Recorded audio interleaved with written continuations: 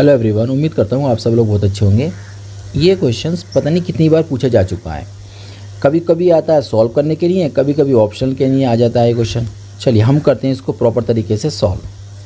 देखिए आई बराबर हम लोग मान कर ना इसको इंटीग्रेशन में ले जाते हैं। इंटीग्रेशन में क्या होता है कि दो फंक्शन अगर आ जाते हैं ना मल्टीप्लिकेशंस में, तो एक का समाकलन किया जाता है और एक को छोड़ दिया जाता है।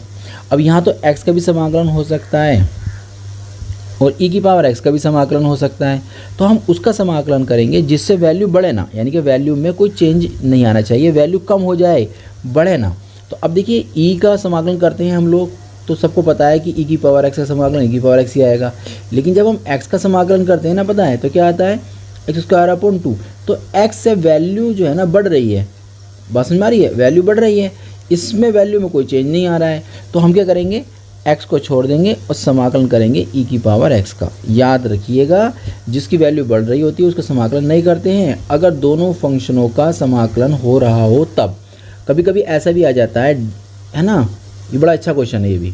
कभी कभी ऐसा भी आ जाता है तो इसमें x का समाकलन हो जाएगा लेकिन लोग का समाकलन नहीं होगा, तो फिर हमें मजबूरी में इसका समाकलन करना पड़ेगा, है ना, फिर इसको छोड़ना पड़ेगा क्योंकि हम लोग का समाकलन नहीं कर सकते हैं, तो हमें फिर x का समाकलन करना पड़ता है।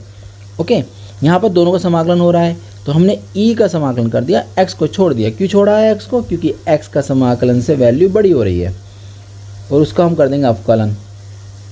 तो इस तरीके से आपने पहले से फॉर्मूले में वैल्यू को पुट कर दिया। ओके, इसके बाद देखते हैं क्या होता है।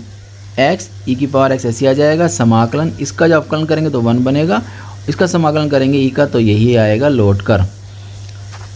i बराबर हो जाएगा x e की पावर x माइनस, बचेगा सिर्फ यहाँ पर आपका 1 है और e की पावर x है, तो e की पावर x का समाकलन e की पावर x आ जाएगा प्लस c आता है। लेकिन c क्वेश्चन ने दे नहीं रखा है तो कोई बात नहीं, जितना दे रखा है उतना तो हम कर ही देंगे। यहाँ से ये दोनों वैल्यू जो है ना कॉमन आ जाएंगी, जो कॉमन आ जाएंगी ब्रैकेट से बाहर चली जाएंगी, तो बचेगा आपके पास इतना x - 1 e की पावर x। तो अगर हम ऑप्शन देखें तो ये ऑप्शन में भी नेगेटिव आ रहा है लेकिन इसमें x नेगेटिव है, तो ये तो बन नहीं सकता, इसमें पॉजिटिव ये नहीं बन सकता, इसमें तो हमारा x - 1 ही नहीं है, तो बचा हमारा ऑप्शन नंबर 3। तो उम्मीद करता हूँ ये क्वेश्चन आपकी समझ में आ गया होगा। हम लोग मिलते हैं एक नए क्वेश्चन के साथ।